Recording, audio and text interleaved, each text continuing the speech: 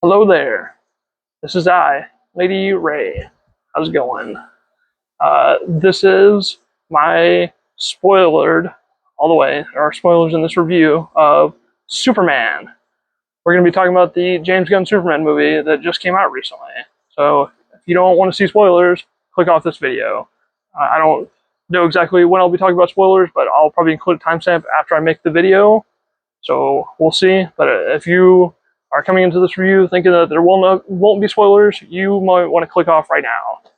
So let's get into it, shall we? So I saw this movie the other day in theaters with a friend of mine, and I really enjoyed it. It was quite a fun experience. Just to give a little backstory, I've never seen the other Superman movies in full. I've seen about half of the Richard Donner movie, the first one from the 70s, or I think it's from the 70s. I'm not 100% sure.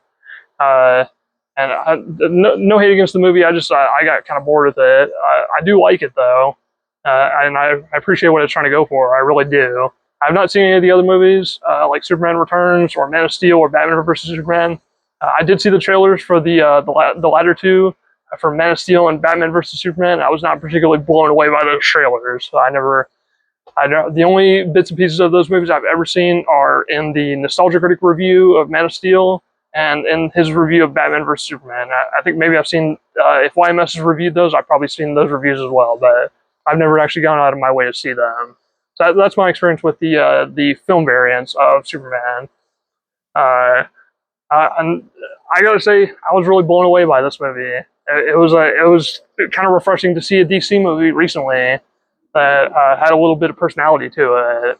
That's kind of nice to see. Um, the visuals, I would say they're all really good. Uh, the movie, I believe, and maybe I'm mistaken about this. I might have to look it up later, but I believe it's a mix of practical effects and CGI. And the CGI, normally I don't like CGI in movies, and I would say the CGI in this movie is above average, but it's nothing like groundbreaking. I would say it's on par for like whatever you'd find in your typical like MCU movie these days. That's about what it looks like. It looks pretty good. It's nothing, like I said, nothing amazing. There's other movies probably with better CG out there, but hey, it's nice to look at. It's not unpleasant to the eyes. It still doesn't really feel real to me. That's just a problem that I have with CGI in general, I think. But hey, that's what it is, you know. For the music, I don't. The music itself was pretty good. I'd have to go back and listen to the soundtrack a little bit more in depth, but I don't remember anything standing out as being like particularly bad or just out of place. There was one moment where they used the original John Williams theme, I believe, from the '70s movie. It sounds really great the way they remixed it. I love the way it sounds in that scene that they used it. It's kind of a clever little memorabilia, but you know that's what a lot of movies are doing these days. The plot is fairly typical. It's a pretty standard Superman plot. It's Superman versus Lex Luthor. There's no Zod in this movie. I don't know if people were going in expecting that, but you know, it's just Superman versus Lex Luthor, which is I feel like that's a pretty good way to start off a new franchise. Uh, they kind of skip the backstory in the beginning. They just sort of give you like a nice little text scroll in the beginning, and it's refreshing. You don't see the opening on Krypton like in the other movies or any of that other stuff. They just sort of jump right into the action. As it reminded me of like how they introduced Tom Holland's version of Spider-Man in Spider-Man: Homecoming. As handled almost, maybe not exactly the same, but in a very similar way. All of the side characters in the movie, I remember all of them were memorable. All of them stand out. There's Mr. Terrific. There's the new Green Lantern, who's he's like a cocky douchebag. There's the Hawk chick. I forget her name. I think it's Hawk Girl. I could be mistaken about that. I'm sure some nerds in the comment will correct me. You know, what else? What else? What else? So, the characterizations. I like how all these characters are portrayed. Superman himself is he's a little bit more than just a Boy Scout. Like I feel like he is in other interpretations. He's actually got like a pretty good, decent banter between him and Lois Lane. and all the other characters. He's pretty witty. He's pretty responsive. He's got a good head on his shoulders. He's very likable. He's very enjoyable.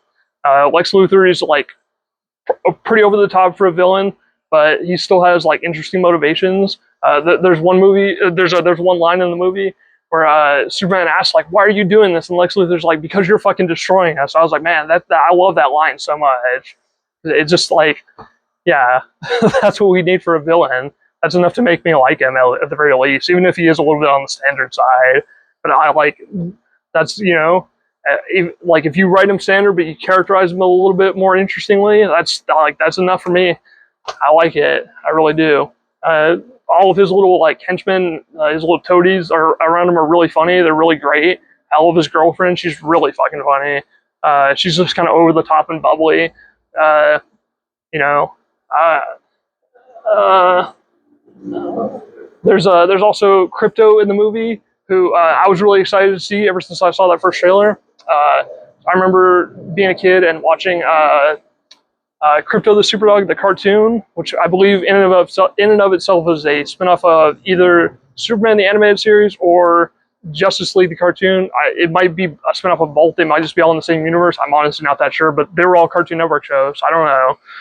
But I remember I used to love that show back in the day. So it was cool to see Crypto make a return finally in like an actual movie. That was really awesome. And Crypto, he's a dog. He's a really playful kind of like roughhousing sort of dog. He's really endearing. It makes the movie much more enjoyable. I love it. I know some people might not like that. Maybe some people will find that distracting. I don't know. I love it. I'm a sucker for a good dog. A sucker for a good dog. I don't know. I like dogs, especially when they're in movies like that, and they just have a role where they can just be playful and just fuck around the entire movie. It's fun. We actually do find out Crypto's origins in that movie as well, in an end credit scene that I won't spoil. I'll let you go see the movie for yourself and find that one out. So I love that end credit scene, the one where we find that out. Pacing. The pacing of the movie is really solid. It doesn't waste any fucking time. It just moves one scene to the fucking next. And honestly, in a superhero movie, that's exactly how it should be. It makes perfect sense. There's very few moments in the movie where they just like kind of dump exposition on you. It's always there's just something happening in every scene. It's very nice. There's like I don't know. It's refreshing to see. Comedy. And this is the last thing I'll talk about before I end this review. The comedy in the movie is very reminiscent of James Gunn. It reminds me a lot of Guardians of the Galaxy. It's got his like typical kind of trademark humor. The jokes themselves, they feel organic to the story. None of them really feel forced. They all feel like they fit right in. There's a lot of like little moments and puns and that sort of things. And I remember like audibly actually chuckling at it quite a few times myself, and I remember other people in the theater doing that as well. So I don't think I have a single negative thing to say about this movie. I saw a lot of people whining about it on Twitter, and honestly, I really don't get why. Aside from maybe the fact that it's like got like a tacitly pro-immigrant political message kind of undertoning the whole movie. It doesn't bother me though. I thought it was great. Overall, I think I'd probably give the movie like 8 out of 10. I think I'm even leaning closer to a 9 out of 10, frankly. I might, I don't know. If I could get away with giving it a perfect 10, I probably would, except for maybe the visuals. They can be maybe improved a little bit. That's about the worst I could say about it. But yeah, that's my review of Superman.